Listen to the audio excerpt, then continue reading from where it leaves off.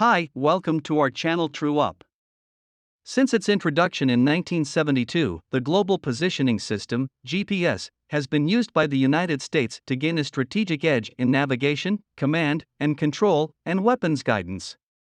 With its GPS, the United States has long been the world leader in satellite-based positioning. China launched 3 missiles as a warning to areas in the Taiwan Strait in 1996 during the Taiwan Strait crisis. The Chinese army lost sight of the other 2 missiles as the first one struck its target.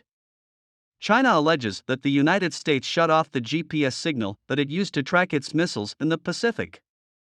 China's worldwide navigation and positioning satellite system was spurred by the incident.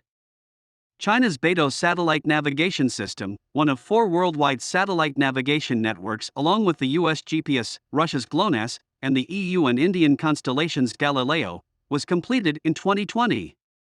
The GPS is the one of these navigation systems that is most often utilized, both for civilian navigation and for more delicate military applications.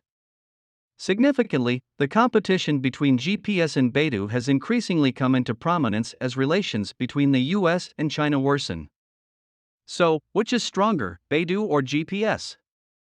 What other uses may the Beidou system, the largest aeronautical project China has ever undertaken, have other from military use? Please turn on the notification bell and subscribe to our channel before we begin today's video. Okay, let's look at the subject we will be discussing today. A research claims that in most regions of the world, Beidou satellites were seen more frequently than GPS satellites. China's capacity to both detect and track from space and guide missiles to any identified target is pretty excellent thanks to Beidou, which already has more satellites in orbit than the US GPS, 35 versus 31, and 63 spy satellites. The US has over 100. The South China Sea is included in China's system's increased emphasis on China and its surroundings.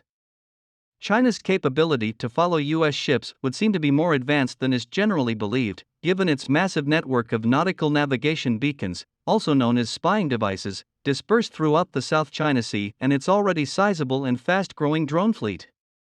In the contemporary economy, GPS is almost unavoidable as an essential component of daily living. Additionally, the system is a vital tool for American military stationed domestically and abroad. It has been incorporated into almost every aspect of military operations and offers a significant military advantage. Being surpassed by Beidou might have far-reaching effects for the high-tech sector as well as on national security. Furthermore, Beidou gives China complete autonomy in location and navigation services for land, sea, and air transportation methods worldwide. The widespread integration of Beidou along the Belt and Road theoretically puts an end to a member country's dependency on the GPS network operated by the American military. The Beidou program is sometimes referred to as the biggest aeronautical project China has ever launched. More than 300,000 scientists and engineers from more than 400 academic institutions and companies have been working on the initiative for the past 2.5 years alone. Essentially serving as beacons, GPS, GLONASS, Russia, and Galileo (EU) transmit signals that are picked up by billions of devices to pinpoint their exact location on Earth. But unlike the other 3 GPS systems, Beidou is a two-way communication system. CCTV, China's national television, claims that Beidou uses the system to track your whereabouts and communicate it to others. For fishing boats, buses, field personnel, and rescues who want to send messages and let others know where they are, this feature is useful. A message of up to 1,200 Chinese characters can be sent to a Beidou satellite by a person who is stranded in a mountain without a cellular service in order to be rescued. Instead of knowing who or where the receivers are, GPS says GLONASS and Galileo merely relay signals from satellites to the receivers. Although this specific feature can be useful in some situations, other individuals view it as a drawback. Two-way communication has the inherent drawback of compromising accuracy and consuming more bandwidth, in addition to raising security issues. For instance, Taiwan's Ministry of Science and Technology suggested that national defense organizations keep an eye on Beidou signal transmissions. By installing malware on the enabled chip and disseminating information via navigational signals or messages, it may monitor people. Let's examine Beidou's support for China in other domains now that we have learned about the conflict between Beidou and GPS in the military. In reality, the Beidou system in China is being deeply integrated with a variety of sectors. Drones for plant protection and seed planting, as well as deep soil loosening equipment associated to Beidou, may all be remotely controlled and managed in the agricultural industry. Beidou terminal goods in the forestry industry can help forest rangers and fire guards patrol woods and inspect their routes. The navigation system has also been used in other areas, such as the measuring of Mount Komolangma's height and the installation of management and monitoring platforms for the transportation of building waste in metropolitan areas.